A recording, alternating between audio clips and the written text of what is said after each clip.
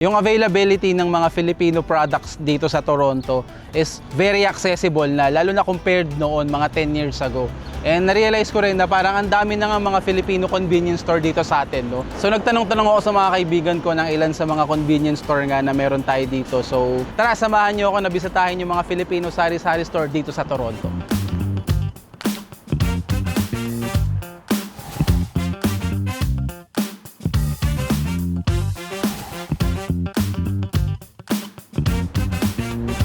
So, nandito tayo sa Pinoy Mini Stop dito sa may Wilson and Dufferin. Actually, ito, medyo kilala na to ng marami dahil sa social media presence nga nila. And yun nga, personally, isa ito sa mga go-to na pinupuntahan ko sa mga maraming Filipino products na binibili ko pang bahay.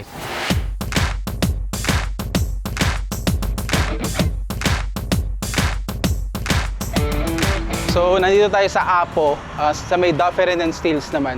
Ngayon, tinitingnan ko from the outside, ito mukhang medyo malaki yung location nila. So, tara tingnan natin kung ano meron sa loob.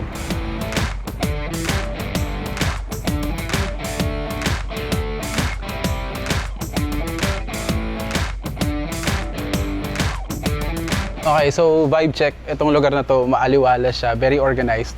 Mas malaki nga siya compared dun sa iba.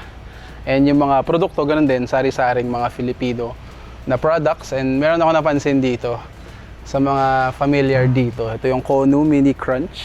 Hindi ko naman siya pinopromote kasi trending kasi ito sa TikTok eh. And I think nagpabili pa ng ganito yung girlfriend ko sa Pilipinas. Sa mga friends niya, meron pala dito. Dami yung iba-ibang flavor.